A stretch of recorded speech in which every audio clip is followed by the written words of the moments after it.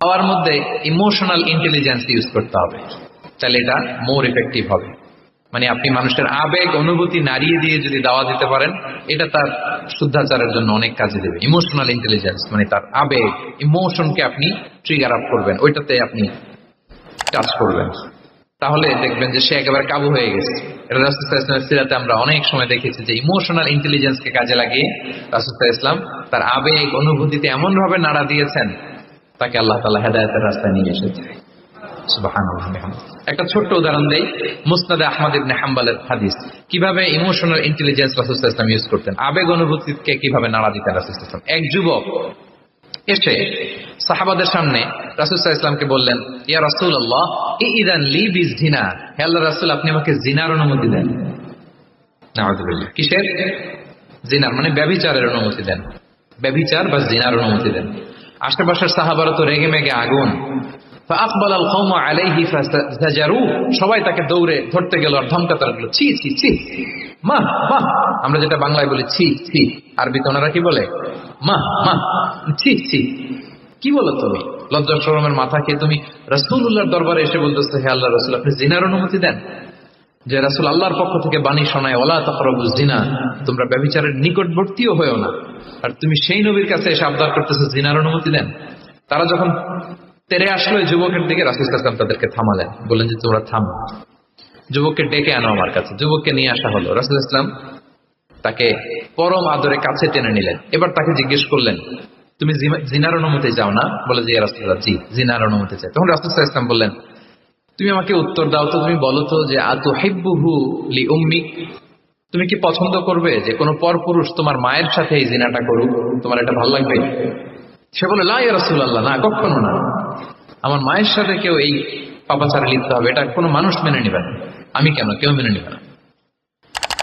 তারপর রাসূল সাল্লাল্লাহু আলাইহি ওয়াসাল্লাম তাকে বললেন, আতুহিব্বুহু লিবনাতিক, তুমি তোমার কলিজার টুকরা সন্তান, কন্যা সন্তানের সাথে, তোমার কন্যার সাথে কেউ এই পাপ কাজটা করুক, এটা তুমি মেনে নিবে? এটা তুমি পছন্দ করো? সে বলল লা ইয়া রাসূলুল্লাহ, হে আল্লাহর রাসূল কোশ্চিন কালেও না, কখনো মানবো না, আমার মেয়ের সাথে কেউ এই কাজ করবেন কখনো মানবো না।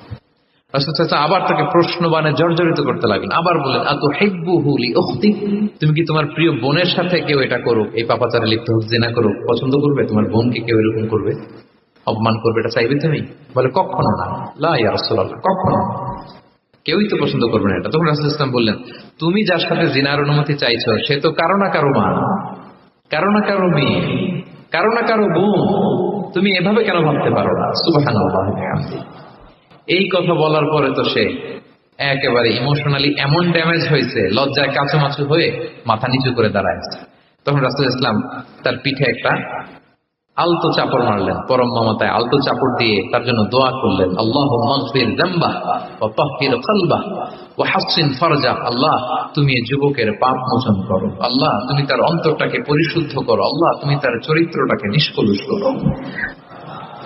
এই হাদিসের রাবি উনি বলতেছেন, ফালাম ইয়াকুন বা'দা যালিকাল ফাতা ইয়ালতাফিতু ইলা শাই, ওই দিনের পর থেকে এই যুবক কখনো কোনো পরনারীর দিকে রাস্তায় তাকায় নাই।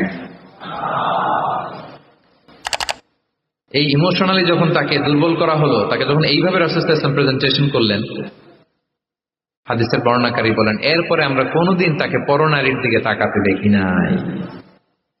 তার হৃদয়টাকে আল্লাহ তাআলা পরিশুদ্ধ করে দেন। রাসূল সাল্লাল্লাহু আলাইহি ওয়াসাল্লাম ওয়ায়ুযাক্কিহিম, কিভাবে মানুষকে পরিশুদ্ধ করতে দেখেন, কিভাবে তার আবেগ অনুভূতিকে নাড়িয়ে তার চিন্তার জগতে আলোড়ন সৃষ্টি করে তাকে এমন ভাবে কাবু করলেন যে রাসূল সাল্লাল্লাহু আলাইহি ওয়াসাল্লাম যেই দিকে তাকে গাইড করতেছে এখন সে সেদিকেই যেতে বাধ্য। সো এইটা আমাদেরকে করতে হবে, ইমোশনাল ইন্টেলিজেন্স কাজে লাগিয়ে মানুষের আবেগ অনুভূতিতে নাড়া দিয়ে যদি আপনি তাকে কোনো কথা, কোনো বার্তা, কোনো নাসিহাত করেন, তখন সেটা সে শুনে, এমন শুনে এমন ভাবে সে হেদায়েতের পথে আসে যেটা আমরা কল্পনাও করতে পারি না। তাহলে এটা যেন আমরা করি, এটা খুবই প্রোডাক্টিভ, এটা খুবই ইফেক্টিভ, এটা খুবই ফ্রুটফুল, কাজে দেয় মানুষকে ইমোশনালি তাকে দাওয়া দেওয়া।